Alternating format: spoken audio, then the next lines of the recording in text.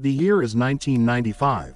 A small company called Worlds Incorporated had released to the public a game that's believed to be the predecessor of famous online virtual roleplay video games such as, for example, Second Life. The game was called Worlds.com.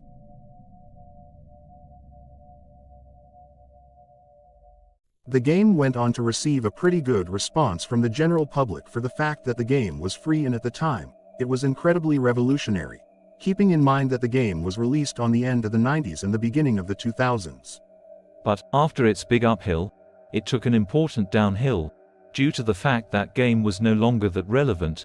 So, considering that the last update to the game was in 2002, the game was surely discontinued and obsolete after that time. However, almost 10 years after the last update, a forum in the website 4chan went on to remind people of the game that they had forgotten about. But this time, they weren't reminded in the good way, they weren't reminded of how the game aged. So, like we talked previously, the game recovered its popularity when the forum on 4chan popped up. It started a continuous thread where people started to interact with the anonymous user of the original post.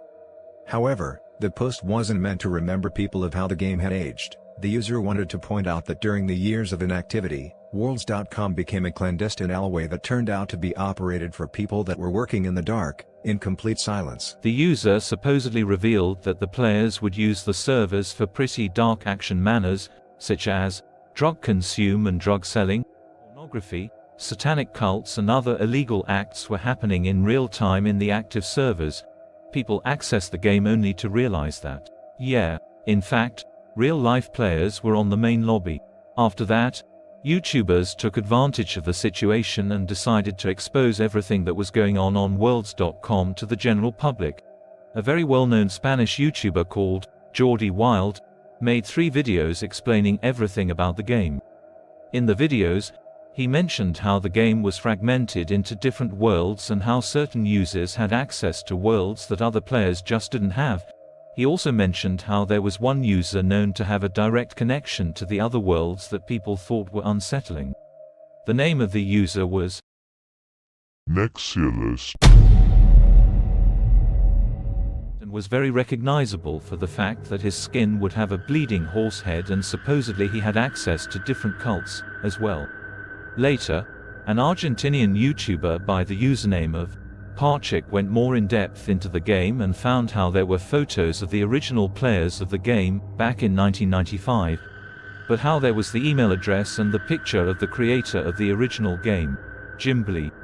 This discovery was very unsettling due to the fact that later, they found naked photos of the original creator and players, and to finish it all off, Parchik found photos of the already mentioned Spanish YouTuber, Jordi, and they had added a photo of Parchik's personal Instagram to the gallery.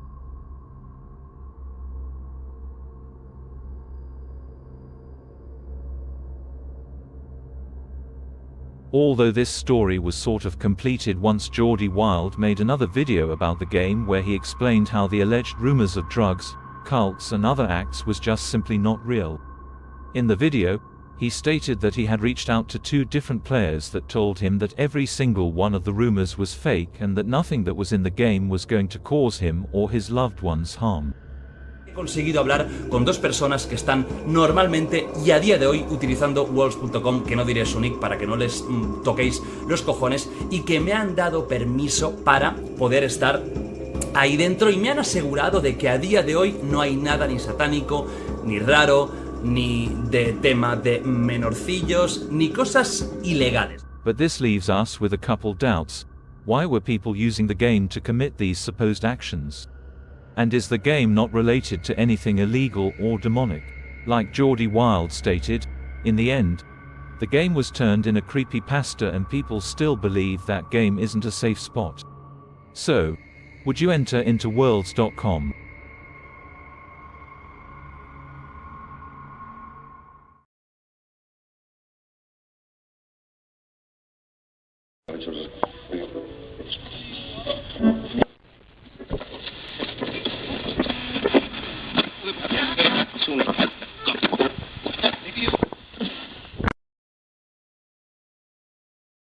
The The internet is filled with really creepy, obscure videos and content.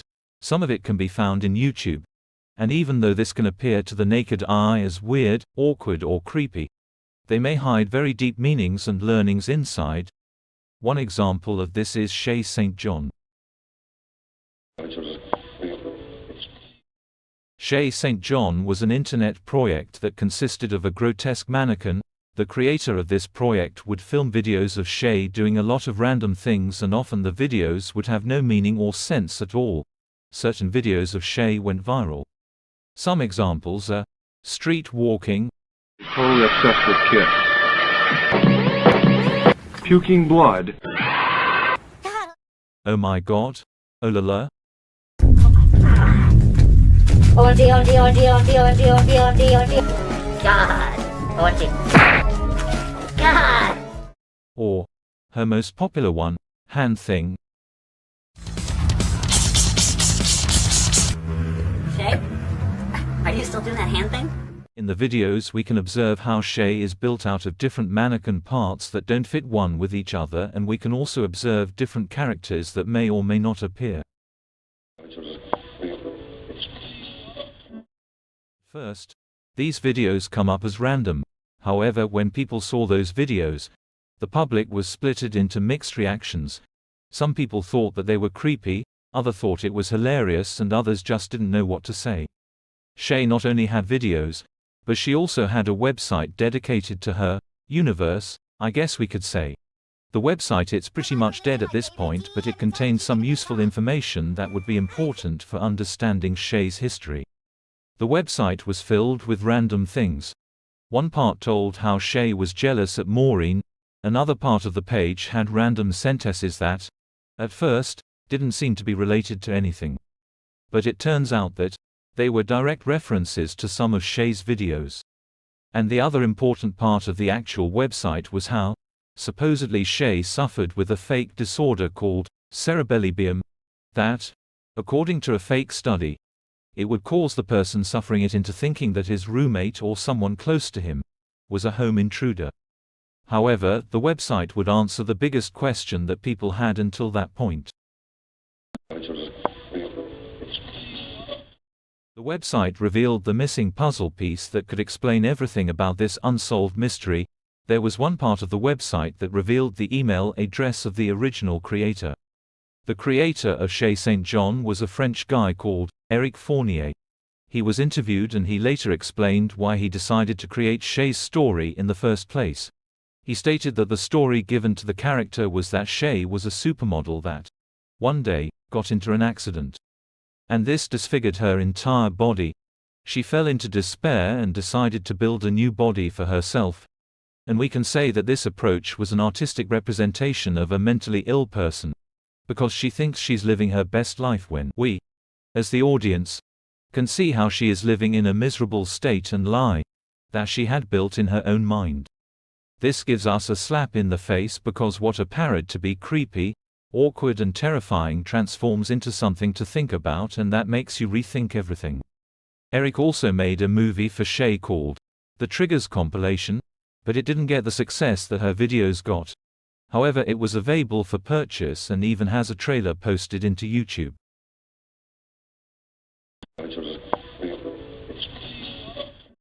After the impact that Shay had on the general public, it turned out that videos weren't being posted and people started wondering what had happened to the original creator.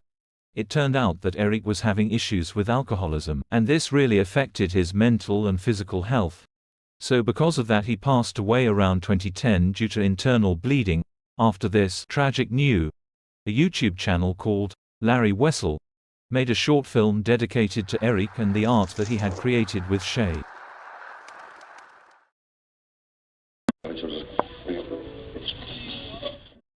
In conclusion, people though that Shay was a very weird channel, but it turned out to be an artistic vision of very serious topics, such as mental health issues. This gives us a very interesting moral of how people are very prone to judge others because of how they act, what they do, etc.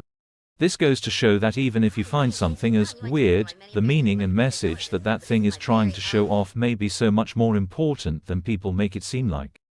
I hope you guys liked this video. If you did, please give it a thumbs up and subscribe to the channel. Thanks for watching and have a wonderful day. Puking blood.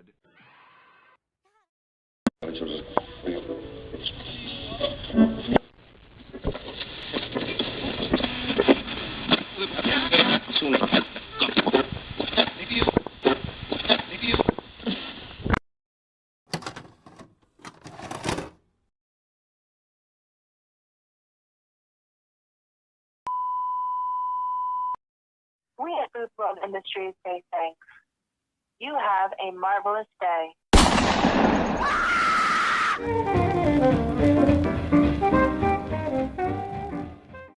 Since phone numbers and phone calls have been available, we tend to avoid calling someone we don't know. Sometimes we type the wrong number, which is the reason that we get redirected to somebody completely different from who we wanted to reach out in the first place. And often we end the call when we hear an awkward, wrong number. However, occasionally, some people may call these random numbers from pure curiosity and may end up receiving an unexpected and maybe creepy result. That's why today, we are taking a look at one of internet's most creepy, weird and grotesque phone numbers out there. This is the story of Booth World Industries.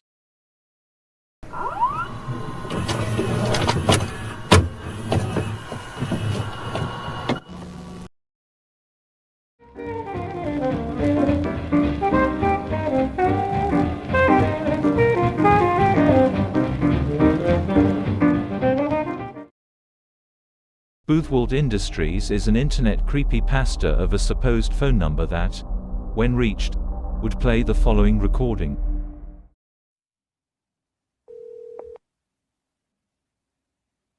You have reached Booth World Industries. Your number has been logged and traced. A service representative will be with you shortly for remodeling. We at Booth World Industries say thanks. You have a marvelous day. In the recording, what can be heard is a woman named Samantha who talks about how you have reached Booth World Industries. It also talks about how your phone number has been traced and how later a representative would contact the caller in order to schedule an appointment for remodeling. The original story talks about a guy that moved to a cabin, but because the contractors did a terrible job working on the cabin, he has to wait for the plumbers to reach him in order to fix the damage. He receives a phone call from a phone number he doesn't recognize, but he assumes that the plumber is calling him. He answers the phone and is greeted by a "Please hold for the next available operator." Some elevator music plays, and after some time a voice came from the other end. The operator called Samantha greets him to Booth World Industries and asks for his name. He proceeds to reply with a fictitious name, which the operator said that they couldn't work with fictitious names or names from persons that they didn't know. The guy gets a little spooked out and asks why they needed a name. They reply saying that they need it for remodeling. He thinks that it's the plumber and decides to give them the name of his ex-girlfriend Jessica. The woman on the other end replies saying that the remodeling is scheduled for August 21, 2015, and she later asks if he would like to reschedule the appointment. The guy starts to be skeptical and thinks that somebody, or his ex, is pulling a prank on him. He tells the operator that he would like to reschedule, and the woman tells him that the appointment can be rescheduled for Tuesday. To which he replies saying if it could be rescheduled to be that exact same day, thinking that it was the plumbing company. The woman asks him if he wanted the appointment to be at 3 o'clock, to which he agrees and the phone call ends. Later that day, the exact numbers calls again, and Samantha tells him that his courtesy calls starts right now. On the other end he hears Jessica's voice and how she is in despair, saying things like, "Why are you doing this?" He tries to talk to Jessica, to which the operator says how Jessica couldn't hear him and how the appointment had already been concluded. After that he hears some strange noises and Samantha finally says, "The scheduled work has been completed." After this the guy turns mean and decides to ask for another appointment. He tells the operator the name of another person called Dan, which was one of the contractors that had worked on the cabin. Samantha asks him if Wednesday would work for him, and he replies saying, "Didn't you say you had a Tuesday appointment available?" to which Samantha replies that the slot has been filled by another member. After some conversation, the guy asks if the appointment can be rescheduled, to which the woman replies, "There's always a way." Samantha says how Boothwold Industries is always looking to add new members and how, in the recent years, their membership numbers had fallen due to lots of factors. The guy asks how many members they needed. Samantha replies saying, 1,000. The guy's jaw drops and he answers saying, "I'll get you your 1,000 members." The call ends and the guy is frightened, because if he wasn't able to get 1,000 members, somebody would be getting a courtesy call to listen to his last few breaths. At the end of the creepypasta, he asks for help and displays the phone number, which was 630-296-7536.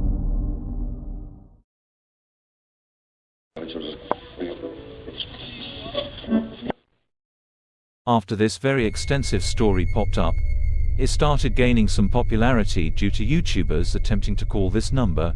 One of those YouTubers was Britty44. She was one of the main YouTubers to ever call the number, and she explained how the supposed remodeling was simply another to say that Boothwold Industries was a hitman hotline and that it had nothing to do with remodeling houses, but, instead, killing someone. And after calling the number,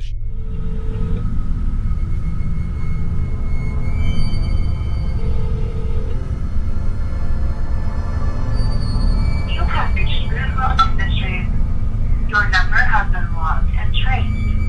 A service representative will be with you shortly for remodeling. We at Boothwold Industries say thanks. You have a marvelous day. She made another video in which she explained how Boothwold Industries had called her back and texted her another phone number, 801-820-0263. We'll analyze this number in a future video.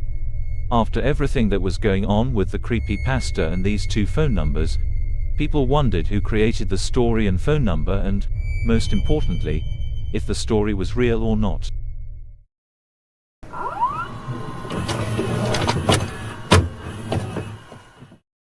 The public was in need of some answers to every doubt that popped up.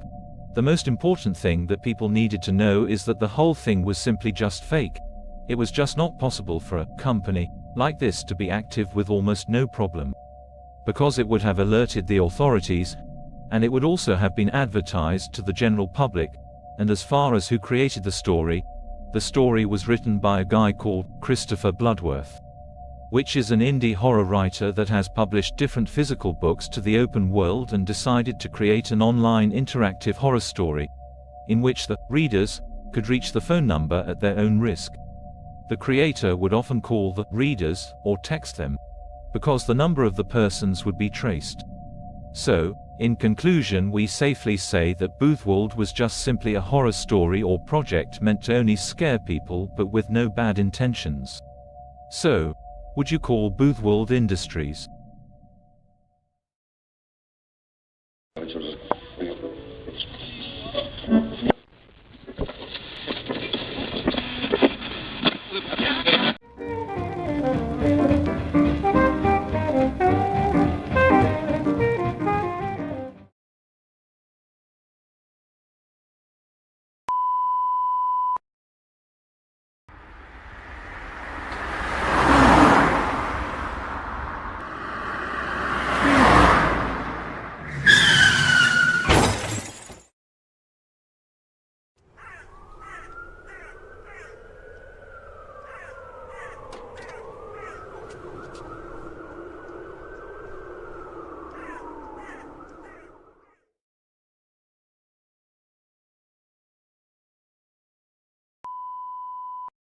In my last video, we talked about Boothwold Industries, an interactive creepypasta and phone number that told the story of a supposed hitman hotline that would remodel people, meaning they would kill them. However, we didn't talk about the other part of the story. In the video, I've mentioned how there was another phone number connected to Boothwold's main number, which was 801-820-0263. And this phone number was even weirder than the first one. That's why today, we are taking a look at Boothworld's Industries' second number and the whole story behind it.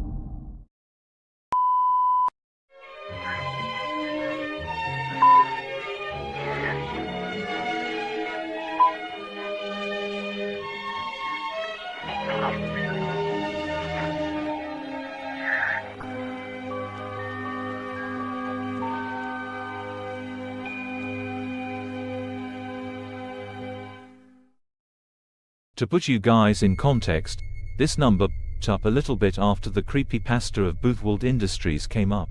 Boothworld Industries is an online interactive creepypasta of a supposed phone number that would redirect you to a hitman hotline, and you would have the opportunity to ask for someone to be remodeled, basically killed. However, if you would like to understand the whole story, you can watch my last video to understand Boothworld's story more in depth. So, going back to the phone number, this number was released when the YouTuber Britty44 had received a text message of an unknown number that had the second number of Boothworld Industries. When she called it, she heard this.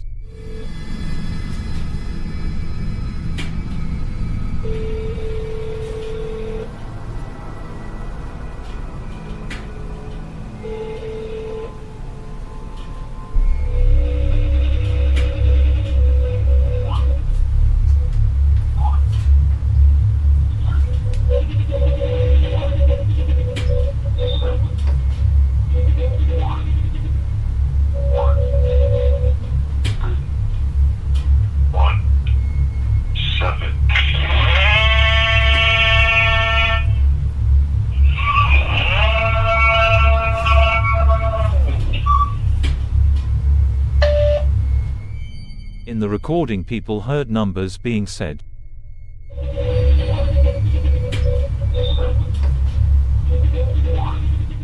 And at the end they heard what appeared to be either human or goat screams. People were really puzzled as to what the phone number meant, because it just seemed like it had nothing to do with Boothworld's main number. In fact, one Spanish YouTuber called Dross made a video about the number, and he said how calling the number wasn't a good idea for the fact that your number could be traced. Other people reported that the people on the other end would say the caller's name, what they were doing at the time, and that they were watching them. So for that reason people were afraid of calling this number. Later, Brittany explained how she thought that the supposed numbers that the person was saying in the recording were another phone number that people could call and receive a similar or different result. She made another video calling that supposed number, but it turned out that calling it would lead to nothing. Some people thought that maybe the numbers were coordinates, but this was also proven wrong when the coordinates only redirected them to 3 buildings in Brooklyn. So, what's the story behind this number? Well, it turns out that it was just an add-up to the main story of the creepypasta. This number was set up and given to Brittany just to scare people even further. In fact, Brittany later explained how she thought how the numbers that the person was saying had no real meaning, and the actual reason was to simulate the screams and sounds of a person being killed. So, in conclusion, we can say that the number is safe, and it was just the missing part of the creepypasta, to show people what Boothworld Industries does with their members. I hope you guys liked this video. If you did, please give it a thumbs up and subscribe to the channel. Thanks for watching and have a wonderful day.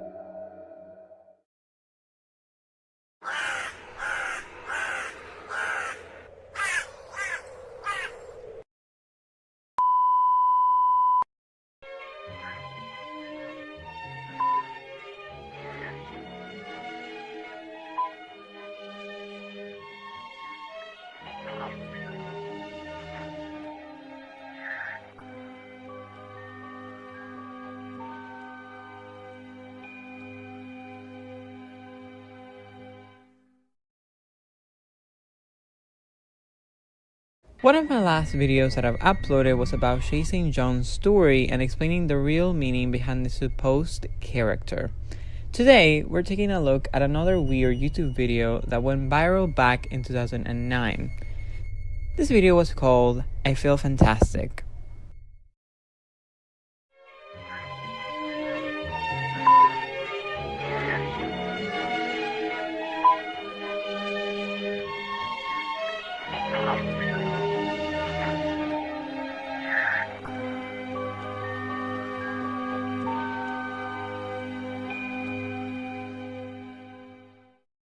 So, back in 2009, a video was uploaded to YouTube by a user called CreepyBlog.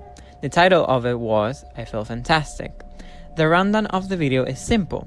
A woman like animatronic is singing a weird and eerie song that has very weird lyrics in it. Here's a basic example of what the video is like.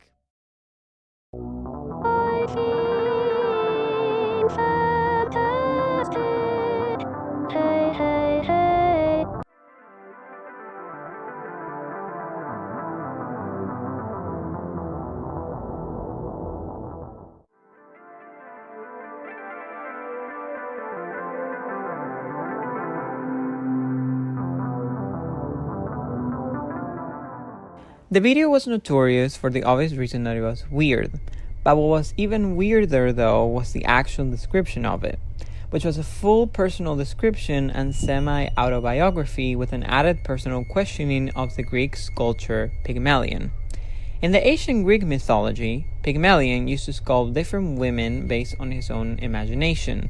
However, Pygmalion found out that none of these sculptures were able to satisfy his own personal desires. That's why he often would break his own creations. However, Pygmalion fell in love with Aphrodite, the goddess of love, and turned one of his creations into a real-life woman.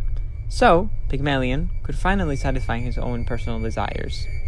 Another important fact is that in modern-day psychology, there's an effect called the Pygmalion effect, which talks about how the personality and actions of someone can be modified by the perception of others towards that specific person, which could be applied to this example because even if ourselves as the audience thinks that the animatronic, that's called Terra by the way, is creepy and weird, the creator may find it as something beautiful and worth loving for.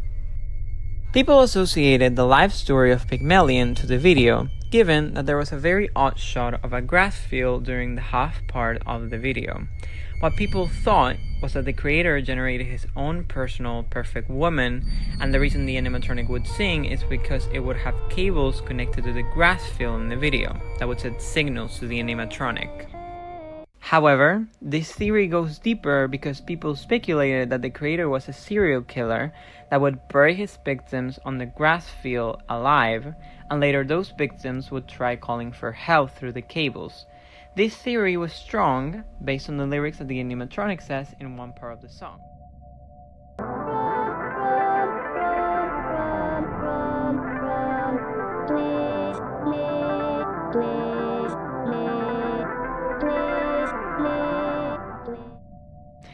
And another reason was that, almost at the end of the video, the animatronic appears in a full black outfit that's often associated with victims of kidnapping and murder. Another theory that was relevant was how, supposedly, Terra came alive and killed her creator and now is out there looking for revenge, because the original account that uploaded the video hasn't been active since then. Another interesting fact is how one channel called Goddess of the Hobos made a video contacting the original creator of the animatronic. The name of the creator of the animatronic that appears on the I Feel Fantastic video was a guy called John Bergeron. The channel found out the number of the creator and gave him a call. Hi, is John there, please? Thanks. May I ask who's calling, please? Yeah, of course. My name is Kendra. Kendra? Yeah. Can you wait just a moment, please? Yeah, of course.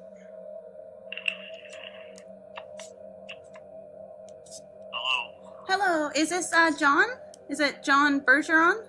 What's this about? I got a lot of things I need to do. Of course, yes. My name is Kendra. I'm with the robotics department at University of British Columbia, and I was just calling, were you the person who did the Terra the robot by chance? I'm working on a story about it. The problem is, I got a lot of things I really need to do. I don't have time to talk. Okay. Would it be easier if I could email you by chance?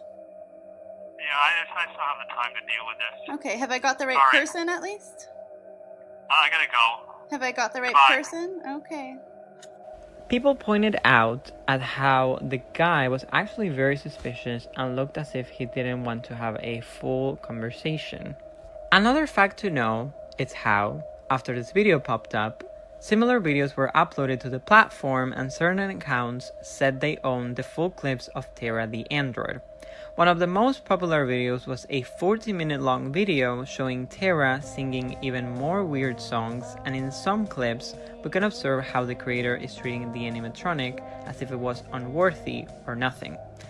One clip shows how the creator sticks a nail on Terra's face, and another clip shows how supposedly Terra rips off one finger of the original creator. This can also be applied to the Pygmalion reference, because Pygmalion was very misogynist and he thought that all women were unworthy of love.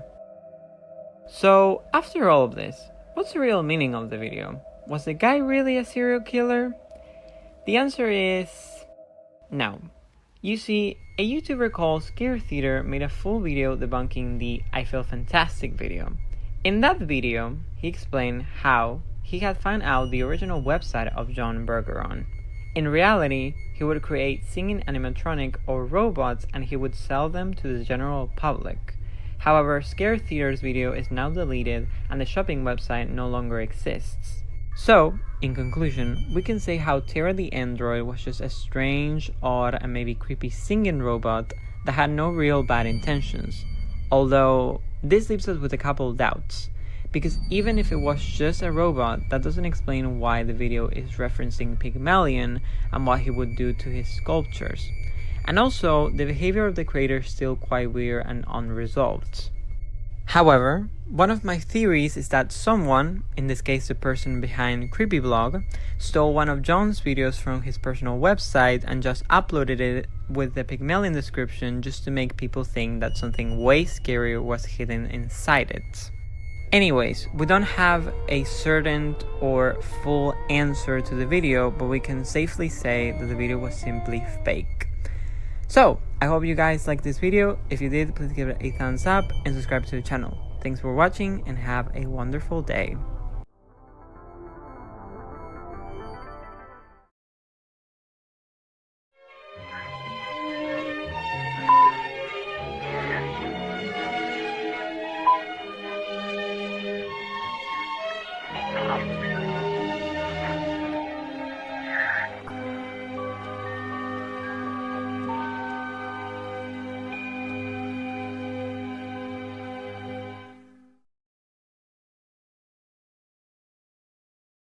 One of the websites that holds some of internet's biggest mystery is definitely 4chan.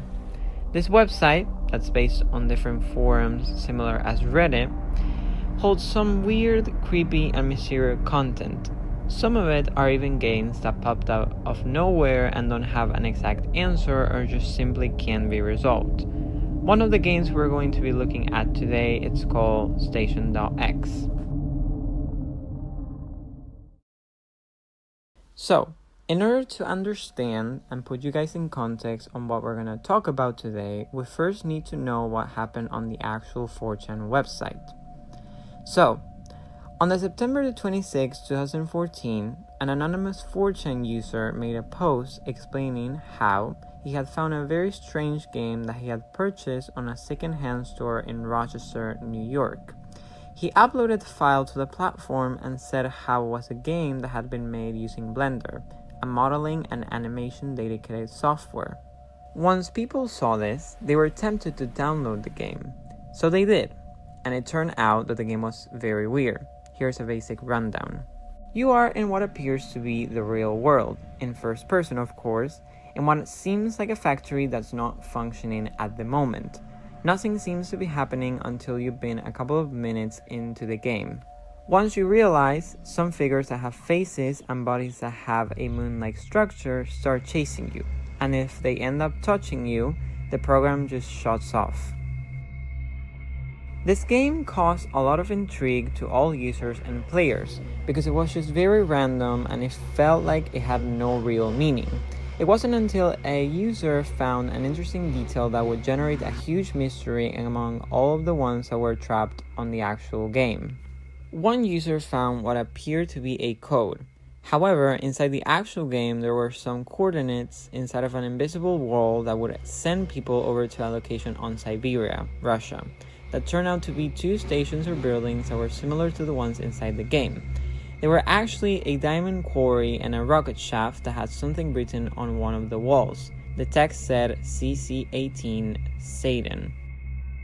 Another fact to know is that there was a website that later turned out to be connected to the actual game because people found it there. The website was called semperprotinam.com. This website, no matter where you are in the world, is not going to let you access it unless you have a passcode to it. However, people don't know what that passcode is until this day. However, people thought that the location and website were actually connected to the government. Some other users tried searching for the game's actual Blender code and found some numbers that had no real interpretation. I'm going to be displaying those numbers on the screen so you can have a better understanding and meaning of what I actually meant. But what they did find out, however, were a set of coordinates that this time were hidden inside a SSTV file, a Blender coding file, that revealed an image that had the coordinates in it. The second location, which was another place in Siberia, Russia, seems to be linked to scientific investigations surrounding genetic experimentation and disease control. After all of this, a user called RussiaBro assured that the previously mentioned website was now deleted by the army. So, after all of this, we can see how Station.X was a very weird and encrypted video game that started out as nothing and ended up creating a full entire mystery that even till this day, people don't have an exact answer on what the game meant and where it actually came from. Now, one of my theories insists on how the actual creator could be lying. Now, I don't mean to accuse, and also I feel like Station.X is a very interesting game, so that's why I wanted to actually make a video on it. But I feel like somebody could actually be smart enough to make like a very weird and creepy, unexplainable game on Blender and just grab two places from around the world that seem sketchy enough to actually make it seem like something very mysterious. But I definitely don't know, because I mean, it's still quite weird that somebody would actually link the genetic experimentation and disease control place or website or whatever it is. But I definitely feel like we're not going to actually be getting a full answer to this actual mystery, so we can just leave it out to our imagination. So, I hope you guys liked this video. If you did, please give it a thumbs up and subscribe to the channel. You can also let me know what you would like to see down below. Comment if you have played the game, what are your theories on it, and overall what you feel like this game actually means. Have a wonderful day, and I hope to see you on my next video. Goodbye.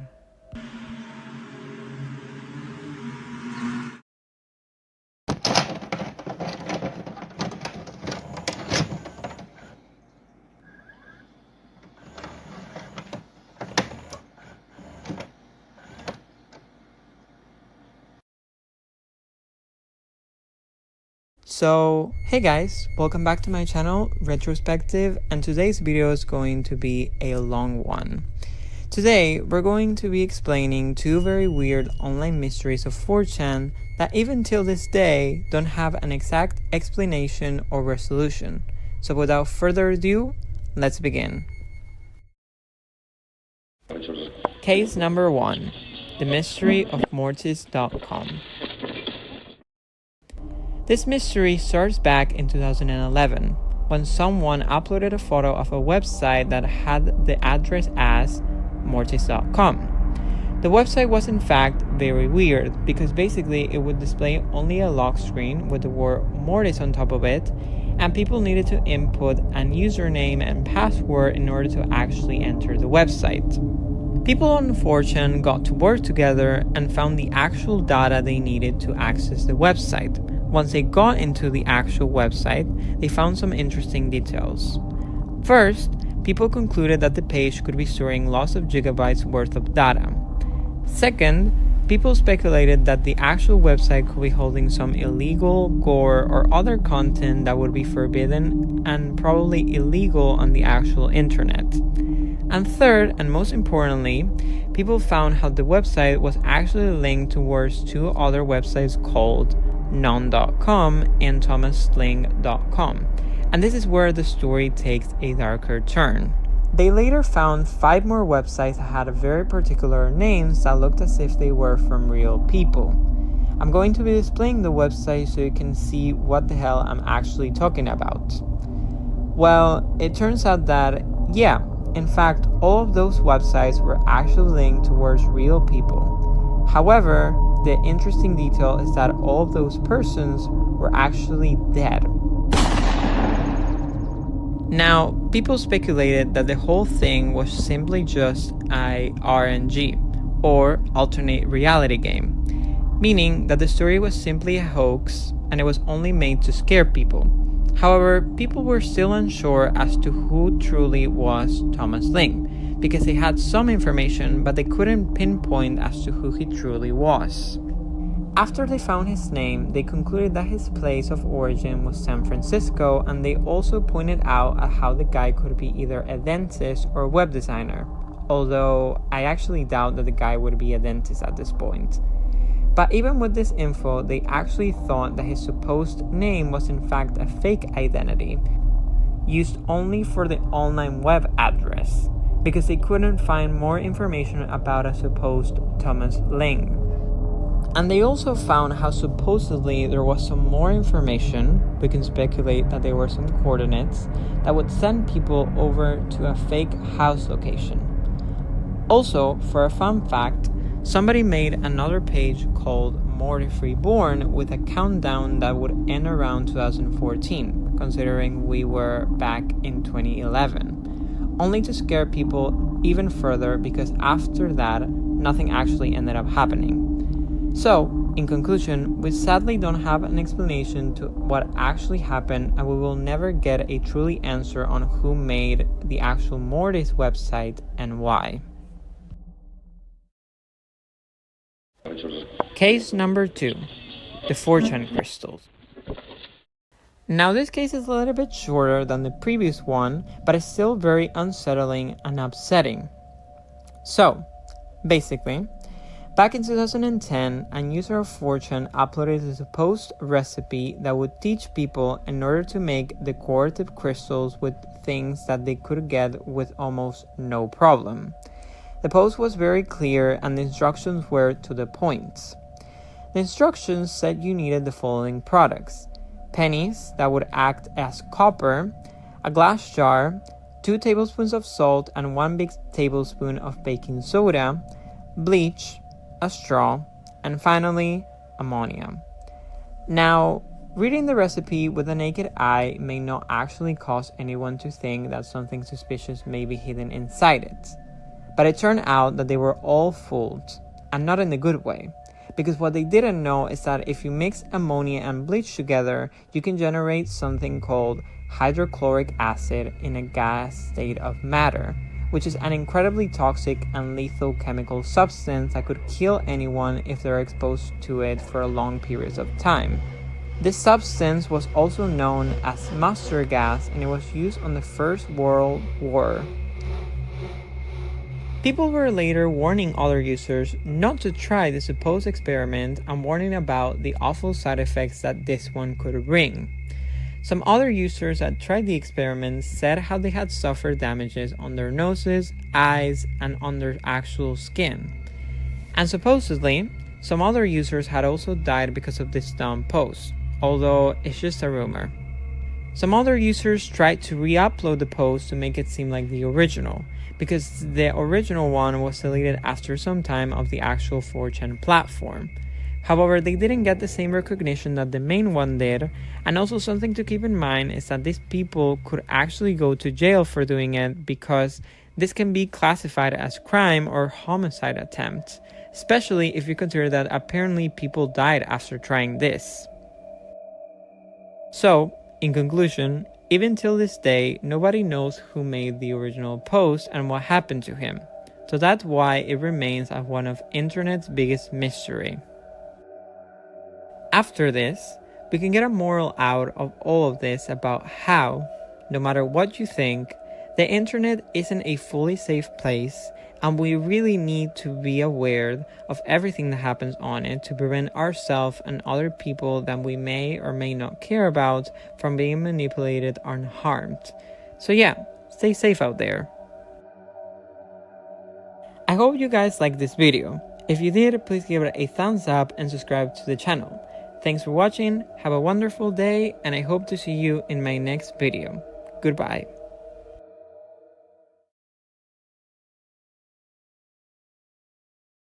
In my channel, we discussed a lot of very weird videos or YouTube channels that felt creepy with no real explanation.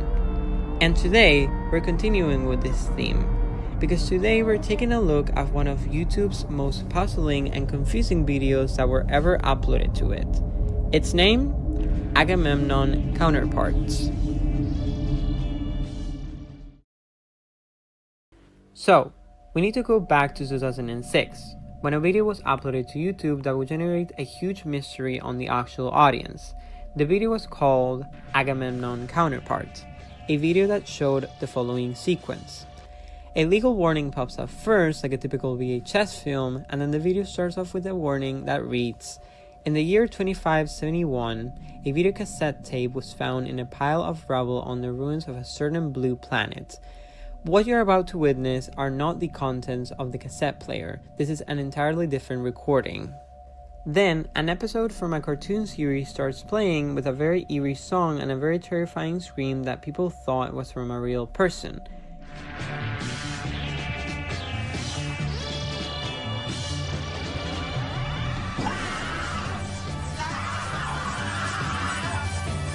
Then the cartoon continues to the store and then the video ends.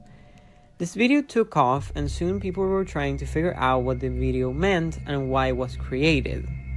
The popularity of this video got so high that someone actually made a creepypasta about it that said how the video had a fake story attached to it that talked about how the video was discovered in a Japanese forest and the screaming heard was linked to a rape case. This theory claimed that a young woman was raped and her abusers recorded her screams and then created this tape. But for some reason, they overrode the visuals with a cartoon, but not the audio. The story was obviously fake. Even the creator of the creepypasta confessed it later. But what was actually a real clue was the actual description of the video. The description said, "Music and drawings by Jason Kovac, aka Dave from 2001, D2K1. Now, this actually turned out to be important because if you would search for D2K1, it would send you to a website called Destination Imagination 2001, which was an art competition for indie or alternative art creations. On the actual website, people could pinpoint who were the creators of the video for a photo they had together, and people thought that the guy named Jason, which was the guy who appeared on the actual description of the video, was the person who actually uploaded it. Although we didn't get their names, so we can't really tell which is which. However, people still thought that the screams were from a real person being tortured or murdered. But it turns out that the scream, as well as the eerie music, both come from two different movies. The screams come from a 1972 film called A Cry From Within, and the music comes from a film called The Human Tornado, released back in 1976. So, with that out of the way, there was still one thing that people just didn't get, and that was the actual title of the video, because they thought it was a very random name for an art project. You see, a YouTuber called Scare Theater, which I will leave his channel and the video debunking this actual video down below, said how the first thing that comes to mind when you hear the word Agamemnon may be from a king that was the king of Mycenae that had the exact same name. However, the theory that he thought was the most acceptable one was how there was a large Trojan asteroid that orbits the sun that has the name as 911 Agamemnon. And because it's an asteroid, people thought later on that the theory made sense because the original video talks about how they had found a cassette tape on the ruins of a certain blue planet, meaning that the cassette player was inside of the asteroid and people found it after the impact to the actual Earth. So we can say how the tape was sent to the Earth after the asteroid impacted with it. So, in conclusion, we don't have an exact explanation until this point of who actually uploaded the video and why, but we can say that the video was simply just an art project and it had nothing paranormal or out of this world related to it. So yeah, I hope you guys liked this video. If you did, please give it a thumbs up and subscribe to the channel. Thanks for watching, have a wonderful day, and I hope to see you on my next video. Goodbye.